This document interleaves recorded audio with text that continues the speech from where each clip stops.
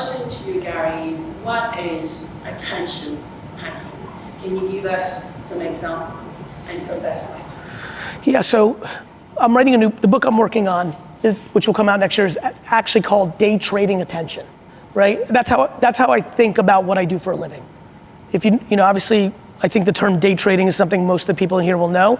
Somewhere along the line with technology, Wall Street became second to second, not hour to hour with paper. It became day trading on your computer. So hacking attention, or the way I think about it, day trading, is a very simple and complicated game. Where are you all spending your time? Where? Like, where are your eyeballs and ears going?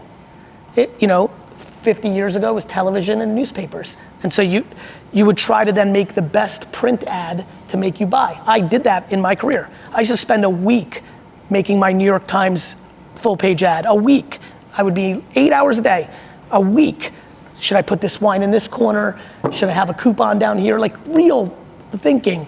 Now that same thinking goes into the first 3 seconds of every video I put on LinkedIn. It goes into the thumbnail. Some of my friends here are doing a really good job on LinkedIn. We were hanging out backstage and I said to him, hey, you gotta pay attention to the copy because LinkedIn, only the first 50 letters show up and then you have to hit, learn more. Most people won't do that. If you have a call to action link in the first 50 thing, you're gonna get a higher retention, right? Or how do you actually think about what's happening? You're all doing it, all of you minimally. I'm aware that some of you don't have anything, not LinkedIn, not Facebook, but the far majority of this room is doing this on something. TikTok, Facebook, Instagram, LinkedIn, YouTube Shorts. How do you get someone to stop? Especially with more content coming. So what I think a lot about is the science around the art. First 3 seconds, thumbnail, words. What time do we post? Literally, right now, I'll show him and he can confirm it to you. My team, this is the thread with the whole team on it. Look at this. We will post this today at 6:36 p.m. It is that specific. Read the whole. Ideal times today, 4:04 and 6:36, one reel, one image. For the reel, recommendation is a reel of you on stage. I promise you this is a level of commitment that's very different than post that picture. So the science around the art, but then also following trends. Like when Travis Kelce and Taylor Swift are eating up popular culture, is there any way for you to interject into that conversation that doesn't feel forced? How clever are you? How creative are you?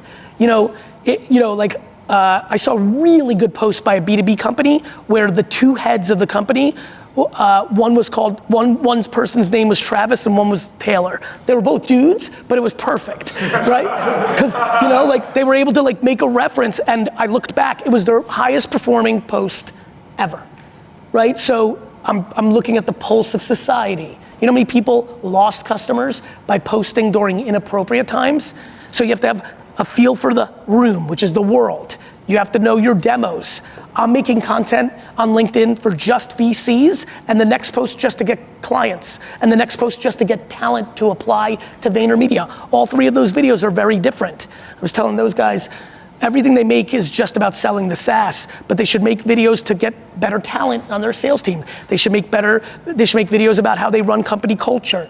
They should make, by the way, a thing that all of you should do on LinkedIn is make a post about your interests. Maybe it's French wine, maybe it's golf, maybe you're playing pickleball. You might post on LinkedIn that you have fallen in love with pickleball, go into the fact that hour now, every day that you play pickleball in the morning makes you fresher to be better at work. And because someone who you're trying to reach as a customer or an employee also likes pickleball, that just created consideration based on relevance for them to do business with you. So everyone's showing up in LinkedIn in their fucking suit and tie, right? But in reality, you need to show that version and this version. Definitely. That you're in, notice, I always say, watch what I'm doing, not what I'm saying, pay attention to how I give a keynote. I will make references to the New York Jets. I will make references to wine. I'm creating connection points. And all of you should be doing that in your content. If you're just saying the same thing of our tech works better, cool, but you can only say it so many times. AI companies should be talking about time savings. You put a photo of a person watching their child play basketball in a gym, and then you say, use our tech and save an hour every day so you can go watch your kid play basketball, watch how many people stop. That's a very different emotional connection point. Because inevitably somebody on the other side of that LinkedIn post is sitting in the office right now missing a recital or a game and feels we all are modern parents. We feel like shit. Our parents didn't give a fuck. We feel like shit.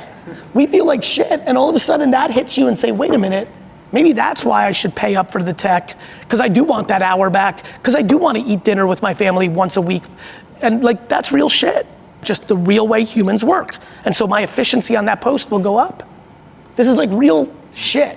Like it's why I laugh how people think about social media. People look at social media like it's bad, it's ruining the world, or my kid's all fucked up, or it is disproportionately the most significant engine of business growth on earth. And there isn't a close second. And yet everyone is lollygagging the shit out of it. There are less than 2 handfuls of people in that audience that have the commitment towards LinkedIn that is required for an industry like this that will actually drive their business.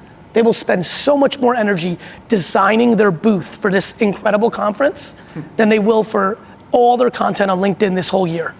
And this is a big time, this is the Apex Super Bowl event, but it's still only 3 fucking days. There's another 362 fucking days. And not everyone's here. And you're not gonna serendipitously run into everyone you're trying to get to here, no matter how late you stay up tonight. And so I don't understand how people don't understand the scale comes from LinkedIn.